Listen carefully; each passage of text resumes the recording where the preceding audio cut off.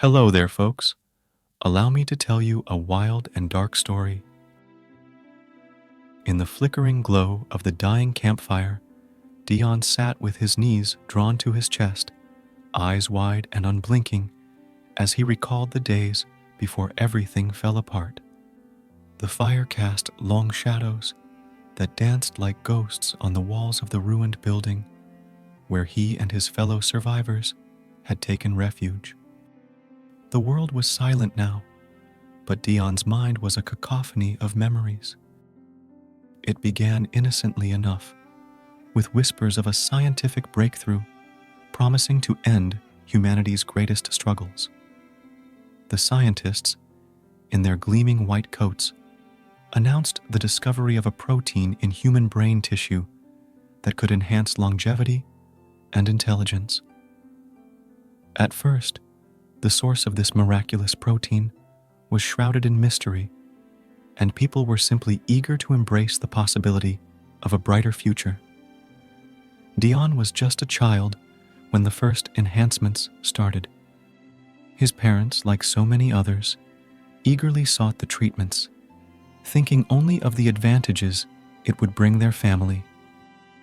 They spoke in hushed tones about the injections, about how much sharper they felt, how they could remember everything, and how their bodies seemed to defy the years. But then, the truth seeped out like poison into the collective consciousness. The protein was harvested from human brains. The enhanced were, in essence, consuming the essence of others to gain their newfound abilities.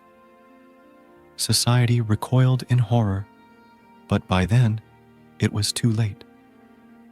The enhanced had already begun to change in ways no one could have predicted. Deon's parents were among the first to show signs.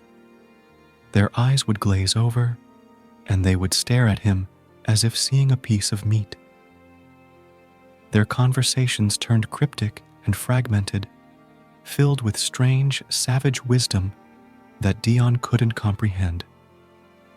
He watched in terror as they and others like them began to hunt the unenhanced, driven by an insatiable hunger for more of the brain protein. Communities disintegrated, trust evaporated, people reverted to primal instincts, forming packs for protection. Deon fled with a small group of children, the only ones he felt he could trust.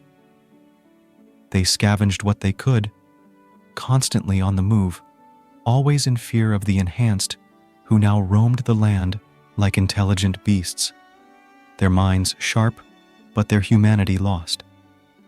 One night, as Deon lay awake under the starlit sky, he overheard the older kids talking. They spoke of how the enhanced had become like wolves, cunning and ruthless, their intelligence a tool for survival rather than creation. They no longer built or dreamed. They hunted and devoured.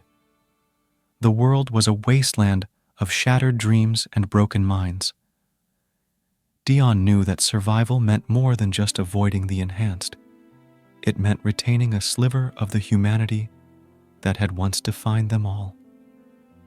As the youngest, he became a symbol of hope for his group, a reminder of what they were trying to preserve. But every day was a struggle.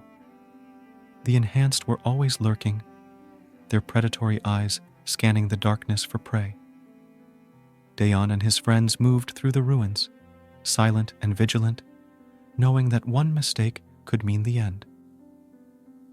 One evening, as the sun dipped below the horizon, casting an eerie red glow over the land, Deon heard a rustle in the bushes.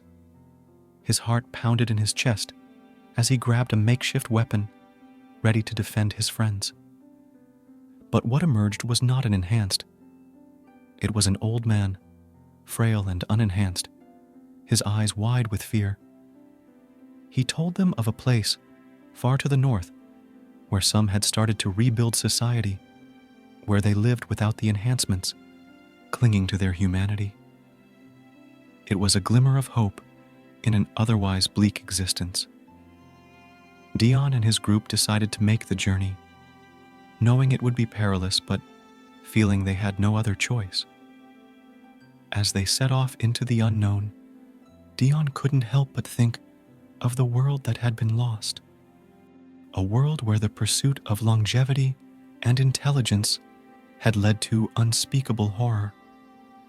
He vowed to himself that if they made it to the safe haven, they would remember the lessons of the past, that some lines should never be crossed, no matter the promise of progress.